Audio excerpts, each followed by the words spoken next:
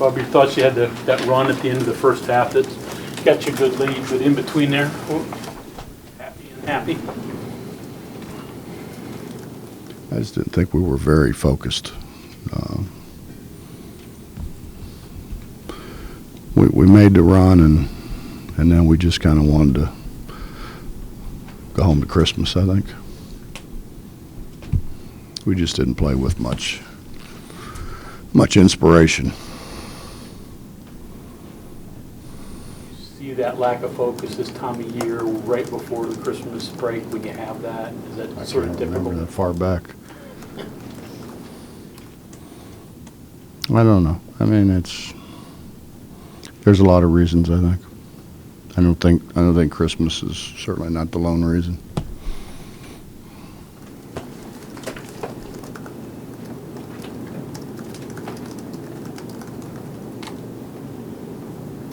Can Jay-Sean be a go-to guy for you?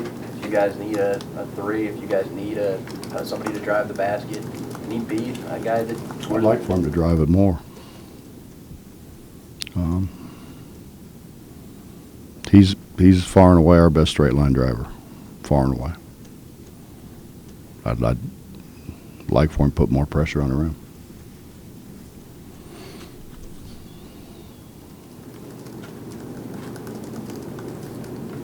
What did it say to you that he didn't just fire up when he was out there on the court in the second half, trying to build on a point total?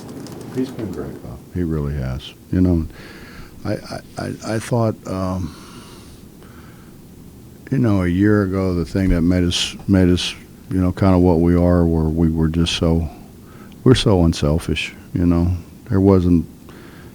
Everybody was in it for the good of the whole. And Jay-Sean certainly was a large part of that. It's kind of a learned trait, though, isn't it? I mean, that doesn't come naturally, I don't think. No, obviously not, because we've got some guys that, when we get a lead, are kind of out there hunting theirs, which happens. But it's just it gets. You can't make guys understand that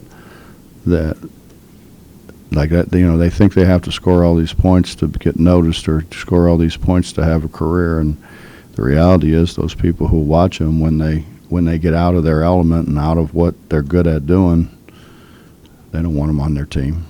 You don't want guys shooting bad shots. You don't want guys that don't play hard. You don't want guys that won't guard. Guys that leak out all the time. So, but you can't convince them of that, because they got so many other people in their ear that tell them kind of what they want to hear. How is Brandon progressing? How long do you think before he's, in the shape you want him to be?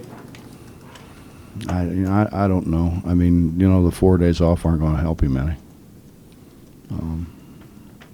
It kind of, for him, comes at a bad time. But he's had his moments where he's played really well, and he's had his moments where he didn't play so well. But his attitude's been phenomenal. He's been terrific. Coach, do you see improvement out of Issa tonight? Did he do anything to? Not the first half. Second half, I thought he was really good. Second half, probably with the press and those kind of things, was probably the best he's been. We just haven't got him to 100% buy into play as hard as you can play, and then when you're tired, come out, and then get a rest and go back in. And so, consequently, we're probably not substituting as much as what we did before, when I probably ought to be. But I just don't want to do that two-platoon thing, and throw 5 new guys in every 4 minutes or something. I don't want to do that. I don't want to stop runs when we're on runs, unless the guy's just too tired to go. But I don't think we've bought in the way we bought in before. Does it help him any to have a bunch of guys that were first-year players last year that have gone through that progression recently? They've tried to help him. I mean, they've been, that hasn't been our problem. They have really tried to help him. But, you know, you got to understand, you're talking about a guy who got whatever, 28, 29 a game and playing against good players. But he was just, you know, every level that you step up to, it starts to equal out, the athleticism, the length, you know. And so you get some bad habits because you were just better than everybody else. Assuming that's not the first guy you've seen follow that path that have ended up turning out pretty good. Well, I've had a bunch of them. Yeah, I've had a bunch of them. I've been very fortunate.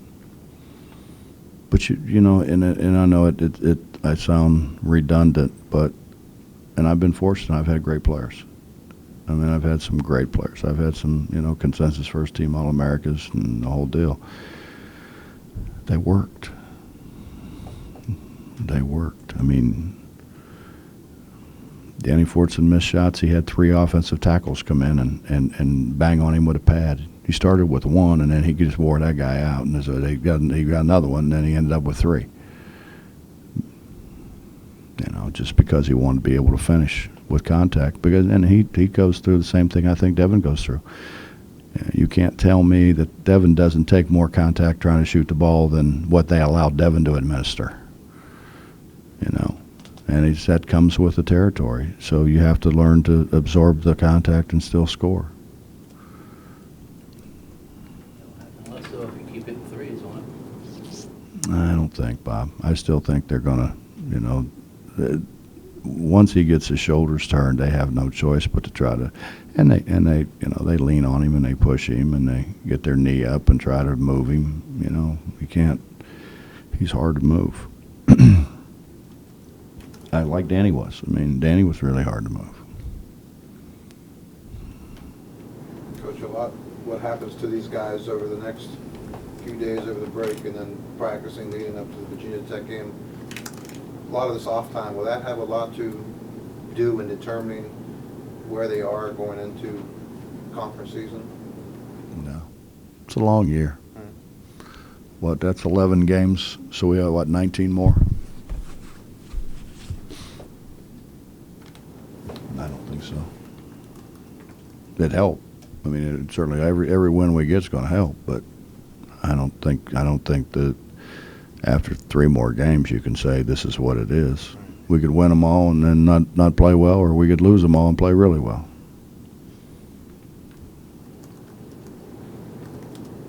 Everybody we play from now on is capable of beating us. That probably wasn't the case in some of these other instances.